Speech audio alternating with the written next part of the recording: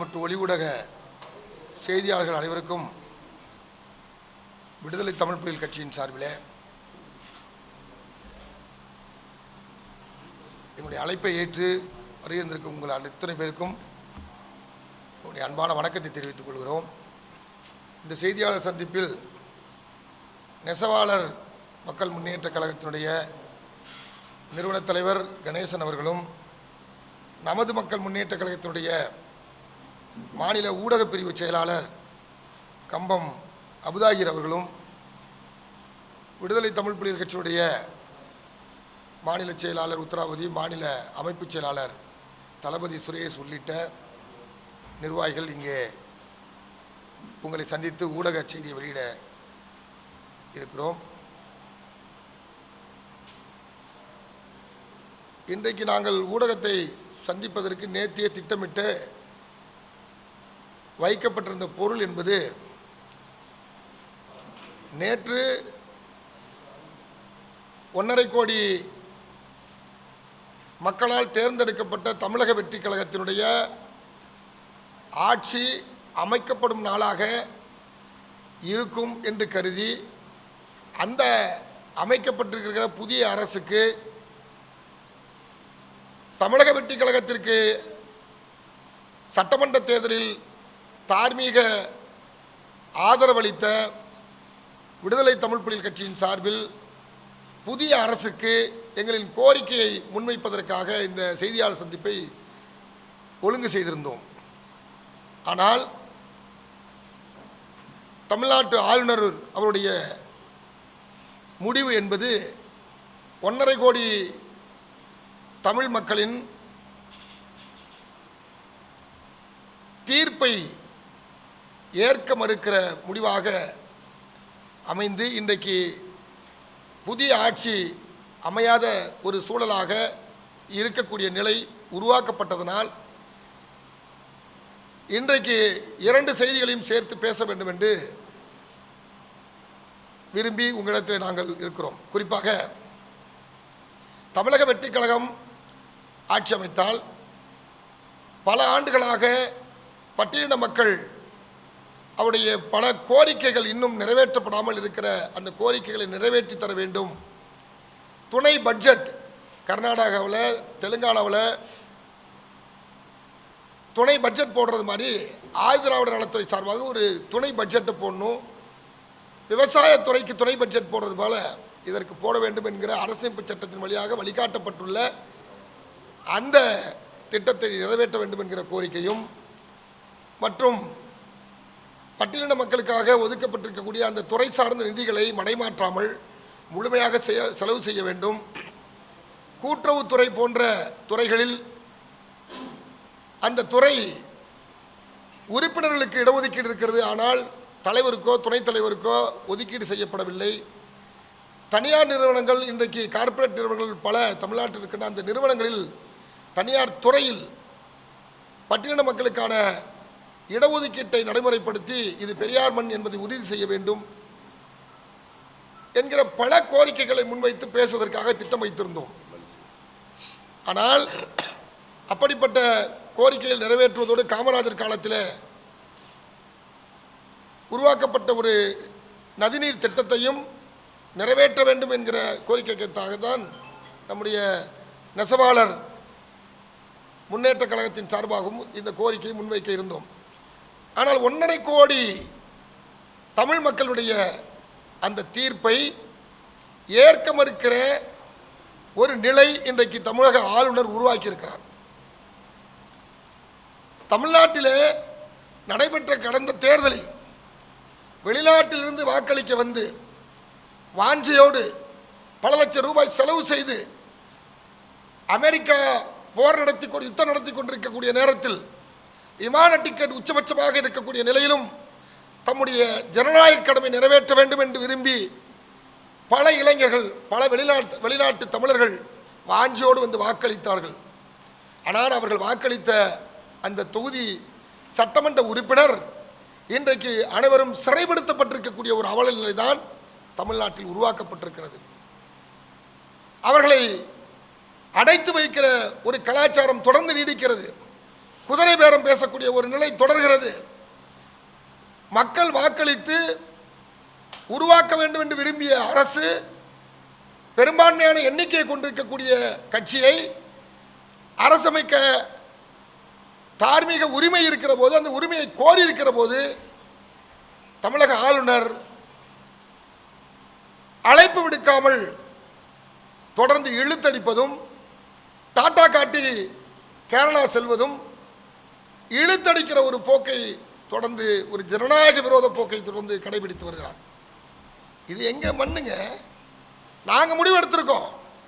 இப்படி முடிவெடுக்கப்பட்ட எங்கள் முடிவை ஒரு தனிநபர் உட்கார்ந்து கொண்டு நிராகரிப்பது என்பது எந்த வகையில் நியாயம்? எப்படி நியாயமாகும்? யார் கேட்கறது? அப்புறம் தமிழ்நாட்டில் ஆளுநரை வைத்து ஒன்றிய அரசு கடந்த காலத்தில் இதே சிக்கலை தொடர்ந்து செய்து வந்திருப்பது தான் வரலாறு. இப்பொழுது கடந்த பாஜக அரசு தொடர்ந்து இருக்கிற காலத்தில் பாஜக அரசினுடைய கைப்பாவையாக தொடர்ந்து ஆளுநர் அவர்கள் யார் இருந்தாலும் செயல்படுறாங்க. இதுதான் எங்களுடைய பகிரங்கமான குற்றச்சாட்டு. நாங்கள் மக்கள் முடிவெடுத்திருக்கோம். 1.5 கோடி மக்களின் கோரிக்கை, எதிர்பார்ப்பு, கனவு. இந்த கனவை நிறைவேற்றுவதற்கு, தடுப்பதற்கு இவர் யார்? நிறைவேற்ற முடியாமல் தடுப்பதற்கு இவருக்கு என்ன சட்டத்தில் உரிமை இருக்கு? எண்ணிக்கையில் பெரும்பான்மையாக 108 இடங்களை தமிழக வெற்றி கழகம் பெற்றிருக்கிறது. அப்போ எண்ணிக்கை அடிப்படையில் முதன்மையான எண்ணிக்கை கொண்டிருக்கக்கூடிய கட்சியை அழைக்க வேண்டியது அவருடைய கடமை. நீ இதை நிரூபிக்கணும், 117 எடுத்துருவா, 118 எடுத்துருவா, அதை காட்டு என்று சொல்லுகிற மனோபாவம் என்பது மடைமாற்றுகிற 1.5 கோடி மக்களுடைய அந்த தீர்ப்பை மடைமாற்றுகிற ஒரு நிலைதான் இன்றைக்கு ஆளுநர் அவர்களால் ஒன்றிய அரசு, பாஜக அரசு செய்து கொண்டிருப்பதாக பகிரங்கமாக நாங்கள் குற்றம் சாட்டுகிறோம். எந்த சூழ்நிலையிலும் இதை ஏற்க முடியாது.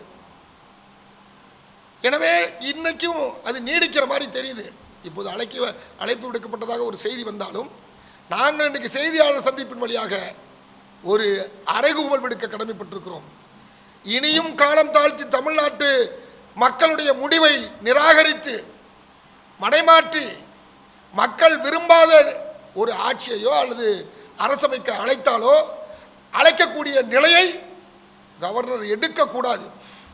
எங்கள் உயிர் இருக்கிற வரையும் 1.5 கோடி மக்களின் பிரதிநிதியாக இந்த இடத்திலிருந்து நாங்கள் சவால் விட்டு சொல்லுகிறோம். எங்கள் உயிர் உடம்பில் இருக்கிற வரைக்கும் ஒருபோதும் இந்த மக்களின் முடிவை மாற்றுவதற்கு யாரையும் அனுமதிக்க மாட்டோம். அது கவர்னராக இருக்கட்டும், வேற யாராவது இருக்கட்டும்.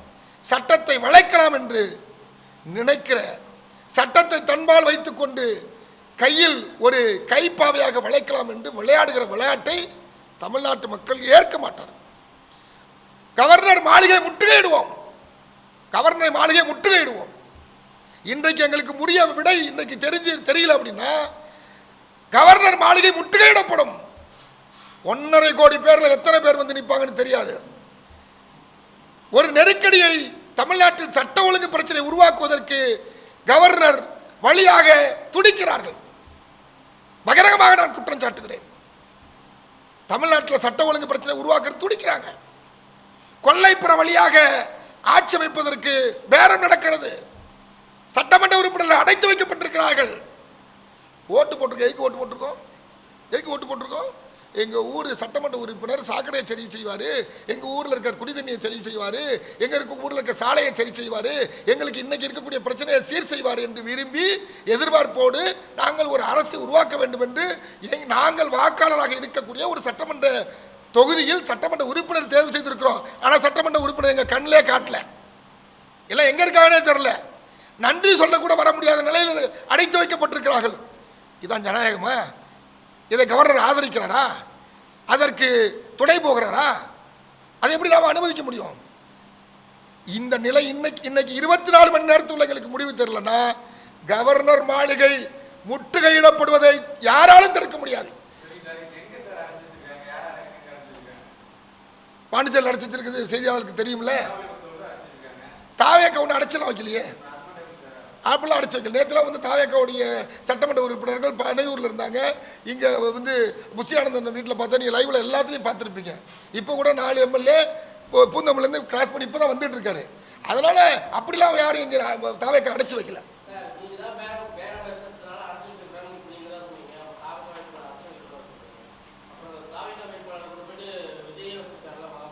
ஏங்க அரசமைப்பதற்கு நாங்கள் தகுதி பெற்றோம். ஒரு நிமிஷம், நல்ல நல்ல இல்லை இல்லை அப்படி கிடையாதுங்க. அரசமைப்பதற்கு தயாராக இருக்கக்கூடிய தமிழக வெற்றி கழகம் தங்களுடைய சட்டமன்ற உறுப்பினர்கள் அன்றைக்கி இரவே வர சொல்லிட்டாங்க. வந்தவங்களை அன்னைக்கே நீங்கள் அழைச்சிருந்து உரிமை கோரியிருந்தா பதவி ஏற்றுட்டு போயிருப்பாங்க. அப்புறம் எங்கே போய் உட்காந்துருக்க முடியும்? ஒரு இடத்துல தான் உட்காந்துருக்க முடியும். ஆனால் எதிர்கட்சியில் இருக்கக்கூடிய சட்டமன்ற உறுப்பினர் நிலைமை என்ன, அதை கேள்வி கேளுங்க.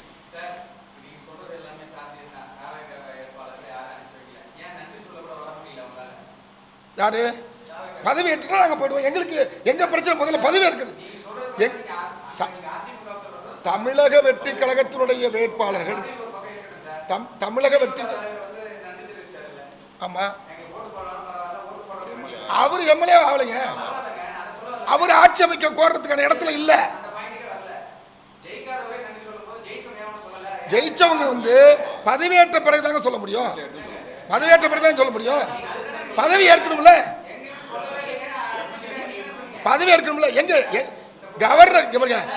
கவர்னர் பதவி ஏற்க அழைத்திருந்தால், பதவி ஏற்றிருந்தா இந்நேரம் போய் தொகுதியில் நின்று நன்றி சொல்லியிருப்பாங்க.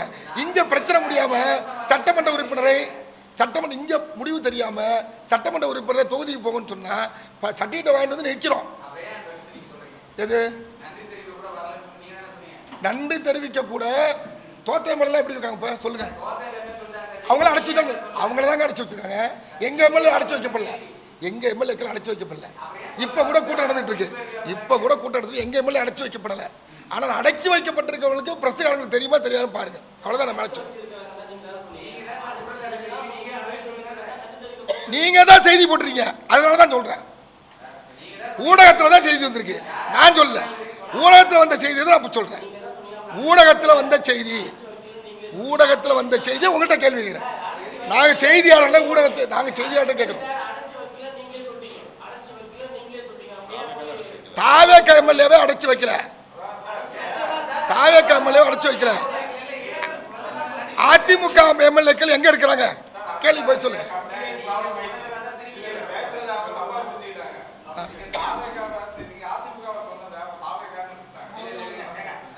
அவர் கேட்டதான் கேட்கிறாரு. அப்ப ஊடகத்தின் வழியாக நேற்று நீங்க தான் செய்தி போட்டீங்க. யார் 27 பேர் எங்க இருக்காங்க, 22 பேர் எங்க இருக்காங்க, பாண்டிச்சேரியில் எவ்வளவு பேர் வச்சிருக்காங்கன்னு எங்களுக்கு என்ன ஜோசியமா தெரியும்?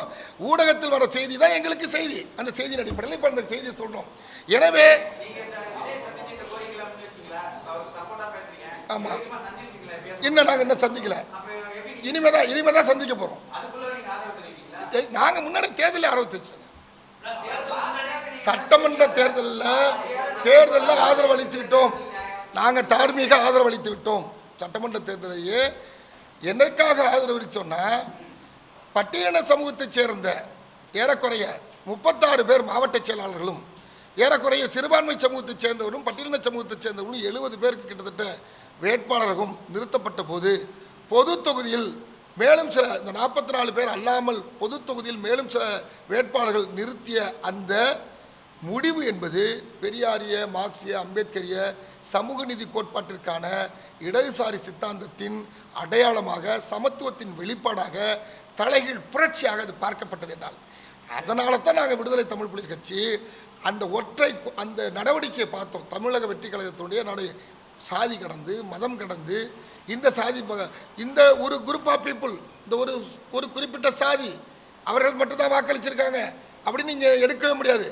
எல்லா பகுதியில் இருந்தும், எல்லா சமூகத்தில் இருந்தும், எல்லா மதத்தினரும் வாக்களிக்கப்பட்டு உருவாக்கியிருக்கார்கள். அதில் பட்டியலின மக்களுக்கும் எல்லா சமூகத்தை சேர்ந்தவரும் வாக்களித்து இவ்வளவு எண்ணிக்கையில் இன்றைக்கு வெற்றி பெறுவதற்கான ஒரு வாய்ப்பை பொது தொகுதியில் வெற்றி பெறக்கூடிய அளவுக்கும் வந்திருக்குது. அப்படின்னா அதை வரவேற்கிறப்ப தான் நாங்கள் ஆதரிக்கிறோம். எங்களுடைய ஆதரவு எதுக்குன்னா,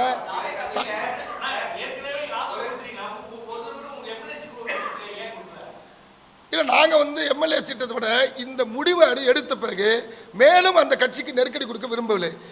அவர்கள் சட்டமன்ற தொகுதியில் ஒதுக்கப்பட்ட தனி தொகுதியை தாண்டி பொது தொகுதியில் நிற்கக்கூடிய ஒரு சூழலை உருவாக்கிய பின்பு இதை வெற்றி பெற செய்வதுதான் நம்முடைய இலக்கு நோக்கம் என்பதனால தான் நாங்கள் தொடர்ந்து பிரச்சாரம் செய்து அந்த வெற்றி வாகை சூடி கொண்டு வந்து நிறுத்தியிருக்கோம்.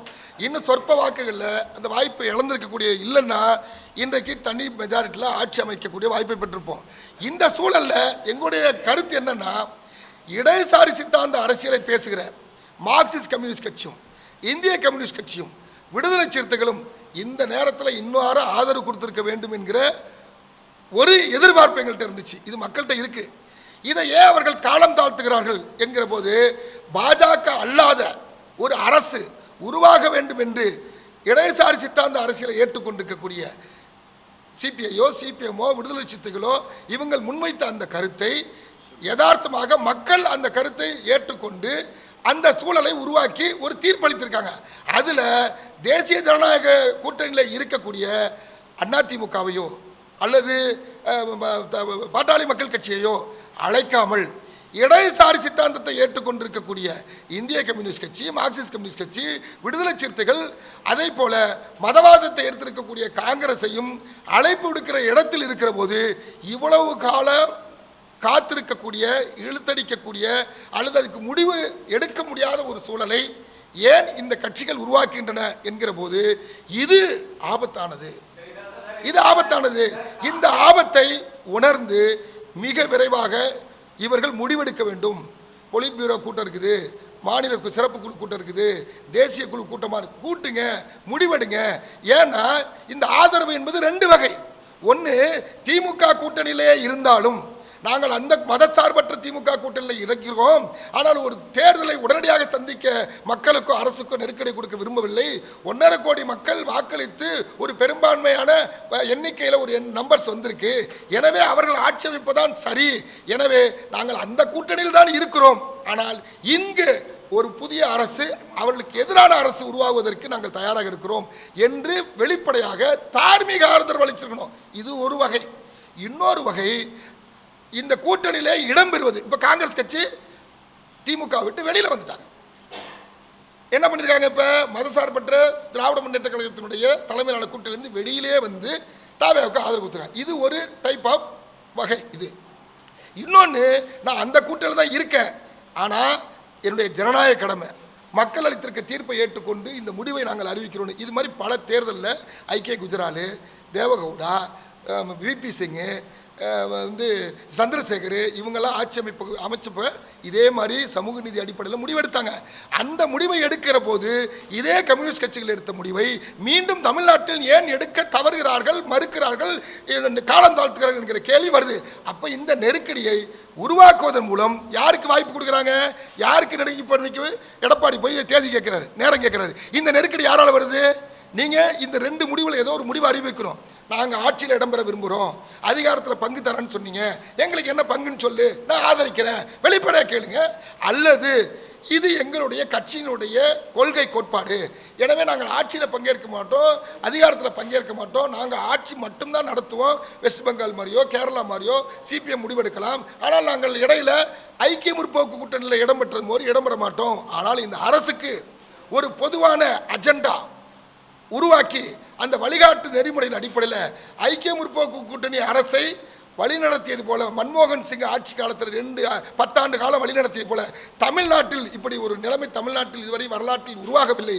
இப்போ உருவாக்கப்பட்டிருக்கிற இந்த நிலையில் கடந்த கால அரசியலை முன்மாதிரியாக எடுத்துக்கொண்டு இன்னைக்கு என்ன செய்யணும் அப்படின்னு யோசிச்சு மார்க்சிஸ்ட் கம்யூனிஸ்ட் கட்சியும் இந்திய கம்யூனிஸ்ட் கட்சியும் முடிவை எடுத்திருக்கணும்.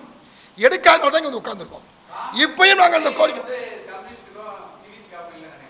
புரியல.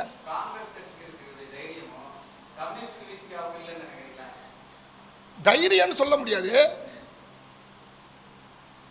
திமுகவுடைய கூட்டணியை ஏற்கனவே ஒரு நெருக்கடியில் 2 வகையாக காங்கிரஸ் அங்கே இருந்த ஒரு நிலைமை இருந்துச்சு. அதுக்கு உதாரணம் எப்படின்னா, திமுக கூட்டணியான அந்த பிரச்சார பயணத்தில் திராவிட முன்னேற்ற கழகத்தினுடைய தலைவரும் மதசார்பற்ற திமுக அந்த மதசார்பற்ற கூட்டணியில் பிரச்சாரம் செய்கிற போது ராகுல் காந்தியும் திமுக தலைவர் ஸ்டாலின் அவர்களும் ஒரே மேடையில் தோன்றாமல் இருந்ததிலிருந்து அவர்கள் இருவேறு கருத்தாக இருக்கிறார்கள் என்பது வெளிப்படையாக தெரிந்தது. எனவே அந்த சூழல் இப்பொழுது வெடிக்குது. இப்போ அது வெடிக்குதோ வெடிக்கலையோ, ஆனால் காங்கிரஸ் மேலே எனக்கு 1000 குற்றச்சாட்டுகளுக்கு இருக்கு. ஆனால் இப்போ எடுத்திருக்கிற முடிவு என்பது ஜனநாயகத்தை பாதுகாப்பதற்கான முடிவு. எப்படி? தமிழ்நாட்டு மக்கள் பாஜக வரக்கூடாது, மதவாத சக்திகள் வரக்கூடாது என்று முடிவு எடுத்திருக்க பிறகு அந்த முடிவை, அந்த 1.5 கோடி மக்களுடைய முடிவை காங்கிரஸ் ஆதரிக்கிற போது காங்கிரஸோடைய நிலைப்பாடு முடிவு என்பது சரி. அந்த முடிவு திமுகவில் இருந்தே ஆதரிக்கலாமா, வெளியில் வந்து ஆதரிக்கலாமா, அவங்க சொந்த முடிவு. அதில் அவங்க வெளியில் வந்து ஆதரிக்கிறாங்க.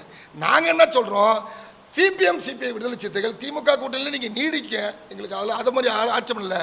ஆனால் ஒரு அரசு உருவாவதற்கு நாங்கள் காரணமாக இருக்க விரும்புகிறோம். இன்னொரு தேர்தல் வர விரும்பவில்லை. எனவே மக்கள் அளித்திருக்க தீர்ப்பே மகேசன் தீர்ப்பு.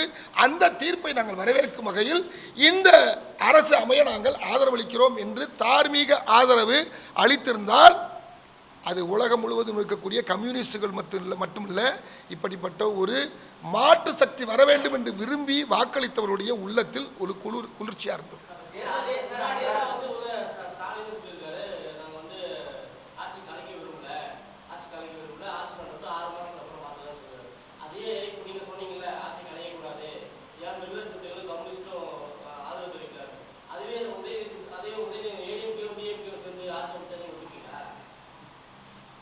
இது வந்து மக்களால் எடுக்கப்பட்ட தீர்ப்புக்கு எதிரானது. ஏன்னா 108 நம்பர் யாருக்கு வந்திருக்குதோ அவங்கள தான் மக்கள் முன்வைத்திருக்கிறார்கள், பிரதிநிதியை அடையாளப்படுத்தியிருக்காங்க. இது கொல்லப்புறமா திரும்ப போனீங்கன்னா சட்டப்படி போனீங்கன்னா நேற்று வரைக்கும் பேசுனது என்னாச்சு? நேற்று வரைக்கும் எடப்பாடியும் பழனிசாமியும் ஸ்டாலினும் பேசுனது என்னாச்சு? இங்கே வந்து சொல்லட்டும், எங்களோட விவாதிக்கட்டும்.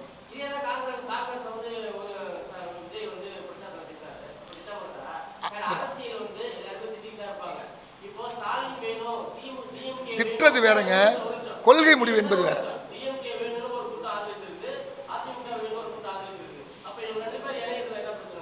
யார் யாரு அது எண்ணிக்கையில் யாரு? 2 பேரும் வேணான்னு தான் 108 நம்பர் வந்திருக்கு. 1.5 கோடி பேர் ஓட்டு போட்டிருக்காங்க.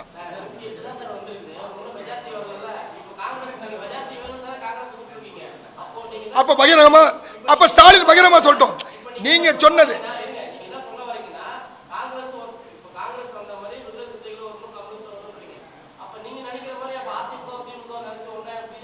சொல்லுங்க, வெளிப்படையா சொல்லுங்க.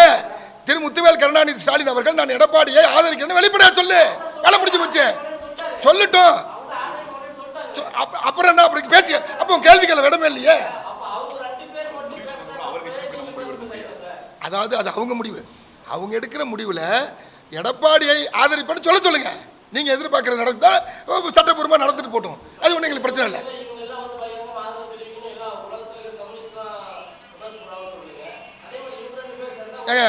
வெஸ்ட் பெங்காலில் கம்யூனிஸ்ட் தொடச்சது யாரு? கேரளாவில் தொடச்சு போட்டிருக்கிறது யாரு? இந்தியா முழுக்க கம்யூனிஸ்ட் கட்சியில் தொடச்சு போட்டது யாரு? எந்த அரசு, எந்த மதவாத சக்திகள்? அவர்கள் கொல்லப்புறம் வழியா மீண்டும் வருவதற்கு ஆதரவாக இருந்துவிடக் கூடாது என்கிற சித்தாந்தத்தின் அடிப்படையில், கொள்கையின் அடிப்படையில் இதை நம்ம முன்வைக்கிறோம், வேண்டுகோள் தான் வைக்கிறோம்.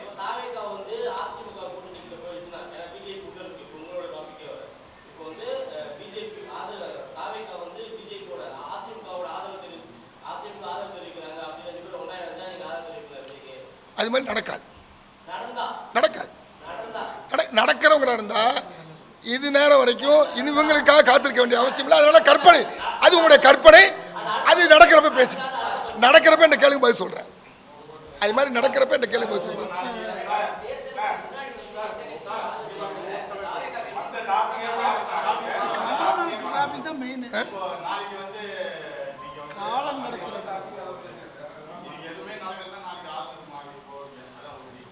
இன்னைக்கு வந்து ஆளுநர் எடுக்கிற முடிவு இந்த 1.5 கோடி மக்களுக்கு திருப்தி அளிக்கக்கூடிய வகையில் அமையாவிட்டால், எங்கள் பார்வையில் அமையாவிட்டால் நாங்கள் ஆளுநர் மாளிகை முற்றுகிட்டு அம்பலப்படுத்துவோம்.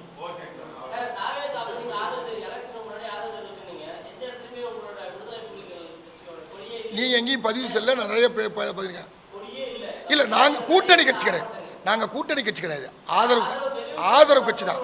இங்கே பாருங்க, கூட்டணி கட்சி வேற, ஆதரவு கட்சி வேற. கூட்டணி கட்சி வேற, ஆதரவு கட்சி வேற.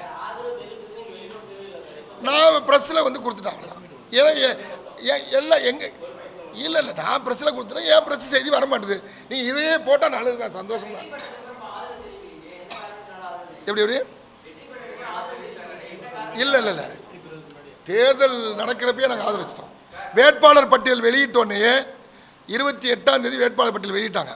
வேட்பாளர் பட்டியல் வெளியிட்டோன்னே அந்த தரவுகளை பார்த்தோன்னே எங்களுக்கு தகவல் தெரிஞ்ச உடனே அன்னைக்கு மறுநாளே நான் ஆதரிச்சிட்டேன். அந்த தரவை பார்த்தோன்னே அது எனக்கு ஒருத்தர் வழியாக வந்துச்சு. அது எப்படி வந்துச்சுன்னா, எங்கள் மாவட்டத்திலேயே, ஏன்னா இப்போ நான் பேரெலாம் சொல்ல விரும்பலை, ஏன்னா அது வந்து ஒரு பொது இடத்துல இவர் இந்த சாதி சொல்லக்கூடாது. பட்டியல் சமூகத்தை சேர்ந்தவங்க பொது தொகுதியில் நிற்கிறத எனக்கு தெரிஞ்ச தம்பி என்னப்பான்னு கேட்டேன். அவர் வந்து என்ன எனக்கு தெரியுதானே, நான் இந்த மாதிரி இன்னார் இந்த தொகுதியை சேர்ந்தவன, அந்த தொகுதியில் பொது தொகுதியாச்சேன்னு நைஸாக நான் கேட்டேன். அப்போ தான் இல்லைண்ணே உங்களுக்கு தெரியுண்ணே இன்னாருன்னு சொன்னாப்புல. என்னப்பான்னு கேட்டேன். இல்லைண்ணா என்ன மாதிரி நிறைய பேர் இருக்காங்கண்ணே, இது தானையா நான் செய்கிறதுக்கு துடிக்கிறோம். இந்த கோட்பாட்டு அரசியலை தானே நிறைவேற்றுறதுக்கு அண்ணன் திருமாவளவனாக இருக்கட்டும், கம்யூனிஸ்டுகளாக இருக்கட்டும், பெரியாரியாக இருக்கட்டும், பெரியார் கருத்தியல்வாதிகளாக இருக்கும், இது தானே ஆண்டாண்டு காலமாக போராடணும். இது நடத்துறதுக்கு ஒரு சட்டமே இல்லாமல் ஒருத்தர் நடத்தியிருக்கிறாருன்னா இதை வரவேற்கணும்.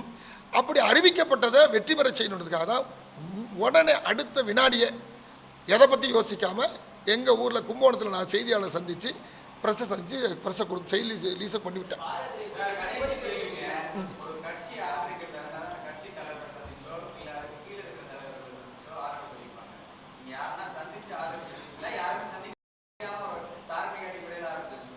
இது யாரு? அதான் நாங்கள் கூட்டணி கிடையாது, தார்மீக அடிப்படையில் தான் ஆதரிச்சிருச்சோம். அந்த கட்சி மக்கள் வாக்களிச்சிருக்குது. அரசமைக்கணும்னு நினைக்கிறப்ப, அரசமைக்க கூடாதுன்னு ஒரு சக்தி செயல்படுறப்ப, அல்லது ஒரு கொள்ளைப்புறமாக ஆட்சி அமைக்கணும் முடிவு பண்ணுறப்ப அதை எப்படி அனுமதிக்க முடியும்? எந்த பின்னணி வேற எப்படி பேக்ரவுண்ட் இருக்கும்? நம்ம வந்து வாக்காளர், நம்ம இந்த ஒரு அரசை உருவாக்கணும்னு ஆசைப்பட்டிருக்கோம். ஊழல் மலிந்த பண்ணையார்த்தனத்தை எதிர்த்து அன்றைக்கு பெரியார் போராடினார். பெரியாருக்கு பிறகு அண்ணா தலைமையில் ஒரு அரசியல் கட்சி உருவாக்கப்பட்டது. அது திமுகவா ஆட்சி அரியலில் வந்துச்சு. அந்த காங்கிரஸ் கட்சிக்கு அன்றைய காலத்தில் காங்கிரஸ் கட்சியினுடைய நிலைமைக்கு எதிர்த்து திமுக மாற்றா வந்துச்சு. திமுகவுக்கு மாற்றா எம்ஜிஆர் வழியில் மாற்றம் கிடைக்காதுன்னு அந்த எம்ஜிஆர் வழியில் ஒரு திரும்ப அண்ணா திமுக வந்துச்சு. இப்படி வந்து அந்த அமைப்புகளுடைய கட்டமைப்பு வந்து பெரியாருடைய முழுமையான கருத்தியலை, சிந்தனையை, கோட்பாட்டை, அரசியலை எடுத்துகிட்டு போகலை. அப்படின்றப்ப அதை யார் எடுத்துகிட்டு போகிறாங்களோ அந்த சூழல் இப்போ தானாக மலர்ந்து வந்து அதற்கான ஆதரவு இருந்து இப்படிப்பட்ட வாக்கு வித்தியாசத்தில் வேட்பாளர்களை நிறுத்தி வெற்றி பெற்று ஆட்சி அரியலில் உட்கார இடத்துல நெக்கு வந்திருக்காங்க. இப்போ இந்த ஜனநாயக சக்திகள் ஆதரித்து அந்த அரசு உருவானால் அது பாதுகாக்கப்பட வேண்டும். மக்களுடைய கோரிக்கையை நிறைவேற்றுவதற்கு இருக்க வேண்டும் நான் விரும்புகிறோம். நாங்கள் கூட நேற்று என்ன ஆசையோடு வந்தோம்னா, பதவி ஏற்பு நடக்குது, அதுக்கு முன்னாடி ஆதரித்த கட்சி விடுதலை தமிழ் புலிகள் கட்சி, எங்களுக்கு சில கோரிக்கைகள் இருக்குது. எனவே அந்த கோரிக்கையை நாங்கள் நேராக பார்த்து ஆதரிக்கல, அவர் நேராக பார்த்து ஆதரிச்சு தான் நேராக போய் கொடுக்கலாம். நாங்கள் தார்மீக ஆதரவளித்தோம். அதே தார்மீக கடமையில் அன்றைக்கு செய்தியாளர் சந்தித்து ஆதரவளித்தோம். அதே பாணியில் இன்றைக்கு செய்தியாளர் சந்தித்து எங்கள் தார்மீக கடமையை நிறைவேற்ற வேண்டும் என்று கோரிக்கை வைக்க வந்தோம். ஆனால் ஆட்சி அமையாமல் தடுக்கிற ஒரு சூழல் இருந்தால் அதை எப்படி ஏற்க முடியும்? எங்கள் உயிர் போனாலும் சரிங்க, எங்கள் பணத்தின் மேலே தான் இன்னைக்கு கவர்னர் ஆட்சின்னா அது பேர் என்ன? ஒன்றிய அரசுடைய கட்டுப்பாட்டில் கூடிய அரசு. அப்படின்னா மத்திய போலீஸ் வந்து தலையிடும், இராணுவம் தலையிடும். அதான உண்மை. எங்கள் பிணத்து மேலே தான் நடக்கணும்னா இங்கே அப்படி ஒரு சட்ட ஒழுங்கு பிரச்சனை உருவாக்கணும்னு கவர்னர் விரும்பினார்னா அதுக்கு நாங்கள் அஞ்ச போவதில்லை. இது தமிழ்நாடு. தமிழ்நாட்டை அப்படி யாரும் கணக்கு போட்டுட்டு வடக்கேந்து வந்து உட்கார்ந்து வடக்கு இருக்கிறவன் சொல்கிறத கேட்டுக்கிட்டு மதவாத பயங்கரவாத சக்திகளுக்கு துணை போகிற செயலை சட்டத்துக்கு புறம்பாக செய்தால் அது எதிர்க்க வேண்டியது முழு மூச்சான ஒவ்வொரு தமிழரின் கடமை, ஒவ்வொரு வாக்காளரின் கடமை, ஒரு ஜனநாயகத்தை பாதுகாக்க வேண்டிய ஒவ்வொருத்தருடைய கடமை. ஒரு ஜனநாயகவாதியாக, ஒரு இயக்கவாதியாக, ஒரு கட்சியின் தலைவராக இதை ஒரு வாக்காளர் என்கிற அடிப்படையில் இந்த பிழையை திருத்த வேண்டும், பிழை நடக்கக்கூடாது என்பதற்காக தான் ஒரு அவேர்னஸ் முதல்ல நிற்கிறோம். இதை நாங்கள் தார்மீகமாக முதல்ல வைக்கிற கோரிக்கை, விடுதலை சிறுத்தைகள், மார்க்சிஸ்ட் கம்யூனிஸ்ட் கட்சி, இந்திய கம்யூனிஸ்ட் கட்சி, இது 3 முதல்ல முடிவெடுத்துட்டா பிரச்சனை இப்போ ஓவர். இவங்க எடுக்கல அப்படின்னா இவங்களும் பதில் சொல்லணும். அவங்க அடுத்த நிலைமைக்கு போனால் என்ன செய்யணும்? கவர்னர் எண்ணிக்கையில் கூட இருக்க 108 கூப்பிட்டு நீங்கள் ஆட்சி அமைக்க வாங்கன்னு சொல்லணும். சட்டமன்றத்தில் நிரூபிக்கிறோம். பொம்மை கேஸில் தானே தீர்ப்பு இருக்கு. சட்டமன்றத்தில் நிரூபிக்கிறோம். நீங்கள் யார் சட்டத்தில் கையில் எடுக்கிறது? யார் நீங்கள்? கவர்னருக்கு என்ன வேலை இருக்குது? நீங்கள் அழைக்க வேண்டியது உங்கள் பொறுப்பு. நீங்கள் எடப்பாடி டைம் கேட்குறாரு, அதுக்கு டைம் கேட்டு கொடுத்தாலே அது என்ன, நீ சந்திக்கிறது நம்ம கடமை, கேட்க வேண்டியது யாருமே இருக்கணும். ஆனால் அதுக்கு ஏன் வாய்ப்பு அளிக்கிறீங்க? அந்த வாய்ப்பு அளிக்கிறது கூடாது. எங்களுக்கு அதிகாரத்துக்கு போகணுன்னா நாங்கள் உழைச்சே பழகணும். அதிகாரம் எங்களை தேடி வரும். நாங்கள் அதிகாரத்தை தேடி போன வச்சுட்டு அதிகாரம் எங்களுக்கு வரும். அந்த அதிகாரம் வரப்போ மக்களை எங்களுக்கு கொடுப்பாங்க. இன்னைக்கு ஆட்டோ ஓட்டுனவன், சாதாரண குப்பை சுப்பன், அரசியல் என்னன்னே தெரியாத இடத்துல இருந்தவங்க, எளிய குடும்பத்தை சேர்ந்த உழைக்கிறவன் சீட்டை வாங்கி நின்று சட்டமன்ற உறுப்பினராக நாளைக்கு அமைச்சராக போறாங்க. இதுதான் மாற்றம், இதுதான் ஜனநாயகம், இதுதான் மக்கள் ஆட்சி, இதுதான் மக்கள் விரும்புவது. எனவே மாற்றம் என்பது தேவை. மாறும் என்கிற சொல்லை தவிர அனைத்து மாறும் என்றால் அந்த மாற்றத்தை ஒரு கம்யூனிஸ்ட் வரவேற்பான், ஒரு பெரியாரிஸ்ட் வரவேற்பான், ஒரு அம்பேத்கரிஸ்ட் வரவேற்பான். அந்த மாற்றத்தை விரும்பாத, அதை தடுத்து வைக்க வேண்டும் என்ற அதிகார தோணையோடு சட்டத்தை வளைத்து ஒருவர் நடத்த வேண்டும் என்று விரும்பினால் அது தமிழ்நாட்டில் ஒருபோது நடக்காது. ஏற்கனவே பல ஆளுநரை பார்த்துட்டோம்.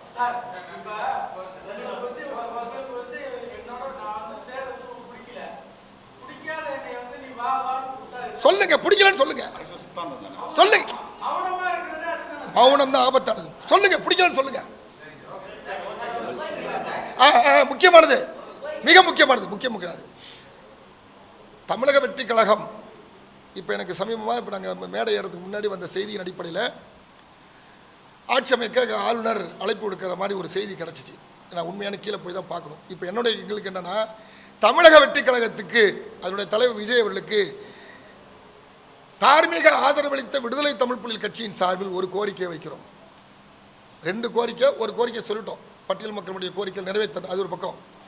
மிக முக்கியமான கடமையாக ஒன்று செய்யணும்னா 1984 86 அதுக்கு பிறகு எம்எல்சியே இல்லை, எம்எல்சி இல்லை. அந்த எம்எல்சி முறையை கொண்டு வரணும். எதுக்கு? நாடாளுமன்றத்தில் மட்டும் மேலவை இருக்குது, ராஜ்யசபா இருக்குது. இங்கேருந்து எம்எல்ஏ 33 பேருக்கு மேலே தேர்ந்தெடுக்கப்பட்டு ராஜ்யசபாவுக்கு அனுப்புறீங்க, அது மட்டும் வேணும். இங்கே எம்எல்சி வேணாமா? எம்எல்சின்ற சிஸ்டம் எதுக்கு இருந்துச்சு? அந்த மேலவைன்றது எதுக்கு இருந்துச்சு? கோசிமடியாவில் தான் இருந்தார், மாப்போசியாவில் தான் இருந்தார், எத்தனையோ திராவிட கட்சியுடைய மூத்த தலைவர்கள்லாம் அதில் தான் இருந்தாங்க, எம்எல்சியில் தான் இருந்தாங்க. எம்எல்சியை கொண்டு வரணும். அப்போ எம்எல்சி வேணான்னு எடுக்கப்பட்ட முடிவு அன்றைய காலகட்ட அரசியலில் வேற ஒரு கணக்கு. ஆனால் இன்னைக்கு தமிழக வெற்றி கழகம் எம்எல்சியை கொண்டு வருவதற்கு புதிய ஆட்சி அமைக்குமே ஆனால் உடனடியாக தீர்மானம் நிறைவேற்றி அந்த எம்எல்சியை கொண்டு வந்து அதன் வழியாக இன்னும் ஆன்றோர்கள், சான்றோர்கள், அரசியல் தெளிவாக இருக்கக்கூடியவர்கள், மக்களுக்காக உழைக்கக்கூடியவர்கள் அவர்களுக்கும் இடமளிக்க வேண்டும். மேலும் ஆதரவளிக்கக்கூடிய கட்சிகள் நாளைக்கு அதிகார பகிர்வு என்று நீங்கள் ஏற்கனவே சொன்னதை நடைமுறைப்படுத்துவதற்கு அதிகார பகிர்வளிப்பதற்கான சூழலை உருவாக்கி அந்த எம்எல்சி சிஸ்டத்தை நடைமுறைப்படுத்த வேண்டும் என்று விடுதலை தமிழ் புலிகள் கட்சி கோரிக்கை வைக்கிறது. இதை தமிழக வெற்றி கழகம் புதிய ஆட்சி அமைத்தால் அதை நிறைவேற்ற வேண்டும் என்பதுதான் கணேசன் எங்களுடைய கோரிக்கை. இதை தமிழக வெற்றி கழகம் பரிசீலிக்க வேண்டும் என்று கேட்டுக்கொள்கிறோம். ரொம்ப நன்றி எல்லாருக்கும்.